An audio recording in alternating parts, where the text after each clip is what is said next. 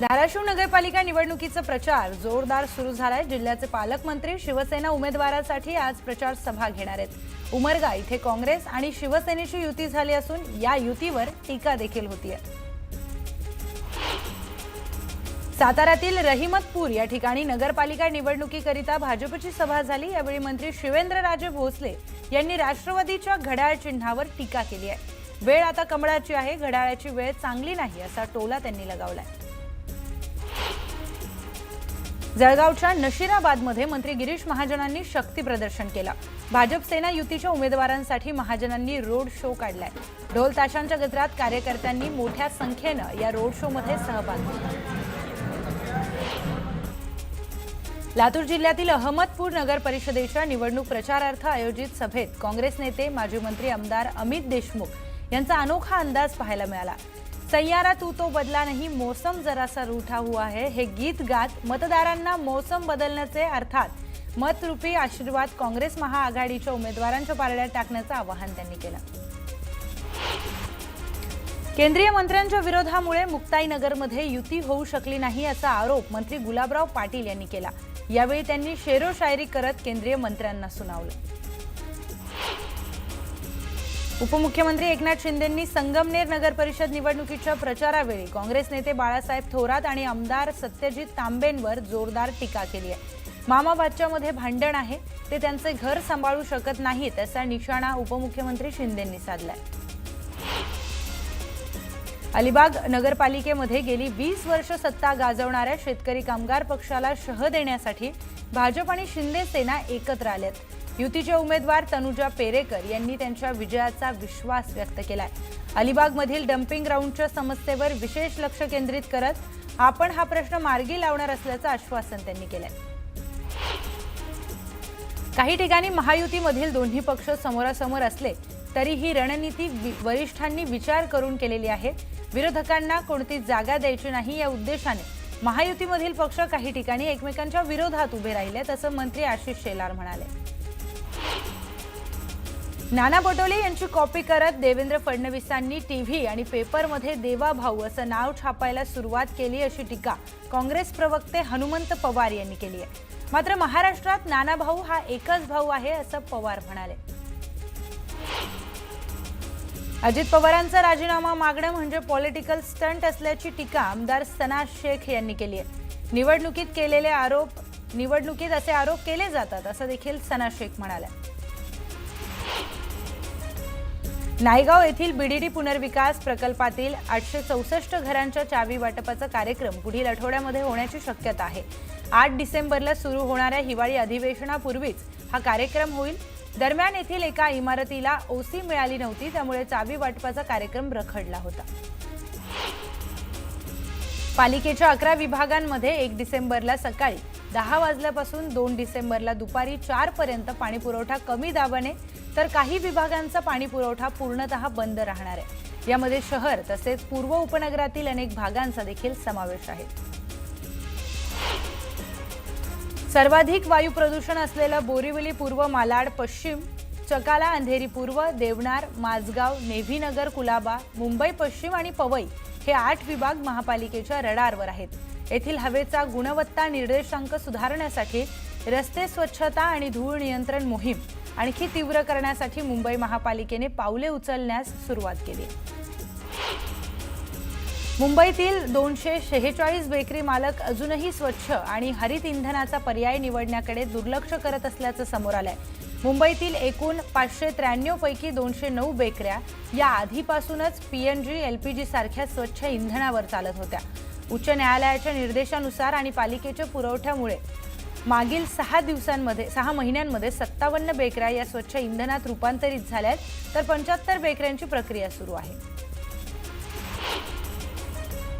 राज्य मार्ग परिवहन एसटी महामंडळाच्या बस स्थानकांमध्ये वर्षभर स्वच्छता कायम राहावी यासाठी आता अचानक तपासणी केली जाणार आहे। स्टँड अस्वच्छ आढळल्यास संबंधित डेपो मॅनेजरवर थेट कारवाई केली जाईल। राज्य सरकारच्या उच्चस्तरीय समितीने कमाठीपुऱ्याच्या पुनर्विकासाला मंजुरी दिली आहे, त्यामुळे आता पुनर्विकासाच्या कामाला गती मिळणार आहे। म्हाडाच्या मुंबई इमारत दुरुस्ती आणि पुनर्रचना मंडळामार्फत हा समूह पुनर्विकास प्रकल्प राबवण्यात येणार आहे। प्रकल्पातील इमारती 57 ते 78 मजल्यांच्या असतील. आयकर रिटर्नमध्ये विदेशी संपत्तीचा खुलासा न करणाऱ्या तब्बल 25,000 करदात्यांना आयकर विभागाने नोटीस देण्याची तयारी केली आहे. या सर्वांना 28 नोव्हेंबरपासून SMS किंवा ईमेलद्वारे त्यांना नोटीस पाठवली जाणार आहे. 31 डिसेंबर 2025 पर्यंत सुधारित आयकर रिटर्न दाखल करण्याचा सल्ला देण्यात येणार आहे. वेळेत रिटर्न न भरल्यास कठोर दंड देखील आकारला जाणार आहे. पश्चिम रेल्वे मार्गावरील मोटरमन आंदोलनाच्या पवित्र्यात आहेत. विविध मागण्या पूर्ण करण्यामध्ये रेल्वे प्रशासन चाल ढकल करते. कमी मनुष्यबळामुळे 1-2 दिवसही रजा मिळण्याची झाली आहे. उलट डबल ड्युटीचा ताण पडत असल्याने मोटरमनमध्ये प्रशासनाविरुद्ध असंतोष हा वाढत चाललाय. ब्रिटिशकालीन एल्फिस्टन पुलाचा रेल्वे मार्गिकेवरील लोखंडी सांगाडा हटवण्यासाठी मध्य रेल्वेने एकूण 8 ब्लॉक घेण्यास तयारी दर्शवली आहे. यापैकी एक ब्लॉक सलग 18 तासांचा घेण्यात येणार आहे. या ब्लॉकमुळे लोकल ट्रेन आणि मेल एक्सप्रेसची प्रवासी सेवा ही दिवस रात्र कोलमडणार आहे. वडाळा ते कासार वडवली मेट्रो 4 मार्गिकेवर कांजूरमार्ग येथे पादचारी पुलाची उभारणी केली जाणार आहे. विक्रोळी मेट्रो स्टेशन आणि कांजूरमार्ग रेल्वे स्टेशन यांना या पादचारी पुलाद्वारे जोडणी दिली जाणार आहे.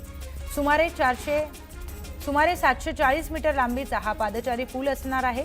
त्यासाठी तब्बल 93 कोटी रुपये खर्च केले जाणार आहेत. 17 नागरिकांचा बळी घेणाऱ्या घाटकोपर होर्डिंग दुर्घटनेनंतर 18 महिन्यांनी अखेर मुंबई महापालिकेने नवे जाहिरात धोरण जाहीर केले. त्यानुसार इमारतींच्या छतांवर देखील नव्याने कोणत्याही प्रकारचं होर्डिंग्स लावण्यास परवानगी दिली जाणार नाही. सर्व प्रकारचे जाहिरात फलक होर्डिंग्स लावण्यासाठी महापालिकेची लेखी परवानगी बंधनकारक करण्यात आली आहे. एसटी महामंडळाला स्वमालकीच्या 8,000 नव्या बस खरेदी करण्यासाठी शासनाकडून निधी उपलब्ध होणार आहे. या गाड्यांवर कंत्राटी पद्धतीने चालक नेमले जाणार आहेत. याचा दूरगामी परिणाम या सेवेच्या भवितव्यावर होणार असल्याने याचा फेरविचार करावा अशी मागणी महाराष्ट्र एसटी कर्मचारी आणि काँग्रेसचे सरचिटणीस श्रीरंग बर्गे यांनी केली आहे.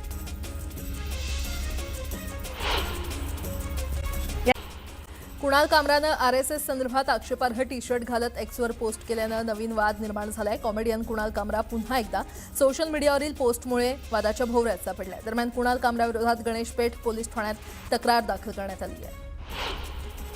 भाजपा आमदार आशिष देशमुखांनी काँग्रेस कार्यकर्त्याला धमकी दिली. फडणवीस गृहमंत्री आहेत, जास्त वळवळ कराल तर कापून टाकू असं वक्तव्य आशिष देशमुख यांनी नागपुरातील प्रचार सभेतून केलं. त्यांच्या या विधानानं वादाची शक्यता निर्माण झाली आहे.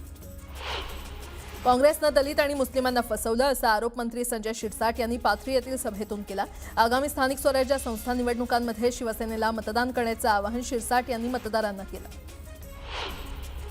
राज्याचे महसूल मंत्री चंद्रशेखर बावनकुळेंनी बोगस जन्ममृत्यू दाखले रद्द करण्याचे आदेश दिले. जन्ममृत्यू दाखल्यांच्या नोंदणीबाबत मार्गदर्शक सूचना जारी करण्यात आल्या. खोट्या कागदपत्रांना आधारे मिळवलेल्या दाखल्यांचं रॅकेट मोडणार असून पोलिसांमध्ये तातडीनं तक्रार दाखल करण्याचे प्रशासनाला आदेश दिल्याचं बावनकुळे यांनी स्पष्ट केलंय.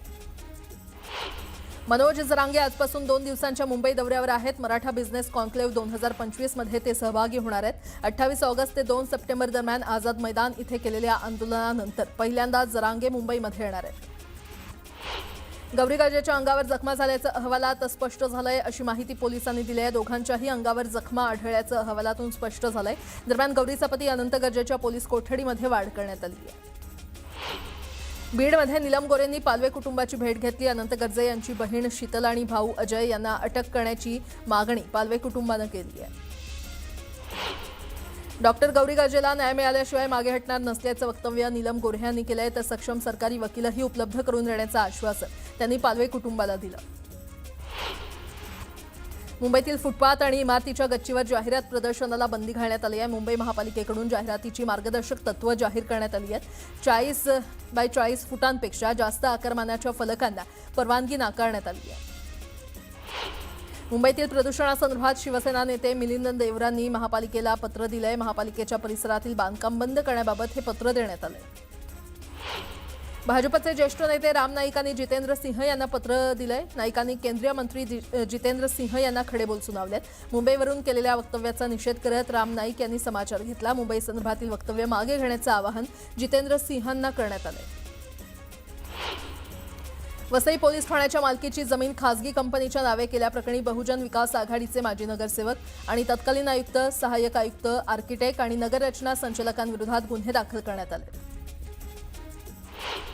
जळगावच्या नशिराबादमध्ये भाजपकडून भव्य रोड शोचं आयोजन करण्यात आलं होतं. यावेळी महिलांनी गिरीश महाजनांचं चौकात औक्षण केलं. दरम्यान भाजपनं जोरदार शक्ती प्रदर्शन केलं.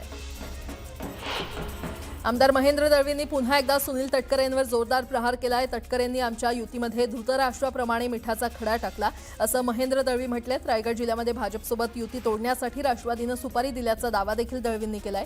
तर विधान परिषदेवर तटकरेंचे सुपुत्र भाजपच्या तिकिटावर लढतील असं महेंद्र दळवी म्हटलंय. जातपात न बघता विकासाला साथ देण्याचं आवाहन उपमुख्यमंत्री एकनाथ शिंदे यांनी केलंय. तर आमचा विकासाचा अजेंडा असल्याचंही शिंदेंनी म्हटलं. जळगावच्या मुक्ताईनगरच्या प्रचार सभेत ते बोलत होते.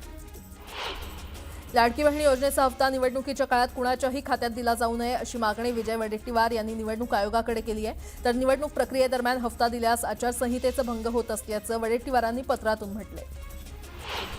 नगर परिषदेच्या निवडणुकीत भाजपचे सर्व उमेदवार निवडून देऊन देवाभाऊच्या उपस्थितीमध्ये त्यांचा सत्कार करायचा आहे अशी टीका टिप्पणी करत नाही. सकारात्मक राजकारण करतो, शिव्या देऊन कुरघोडी करून राजकारण होत नाही अशा शब्दात अशोक चव्हाण यांनी नाव न घेता पुन्हा एकदा संजय शिरसाट यांचा समाचार घेतला.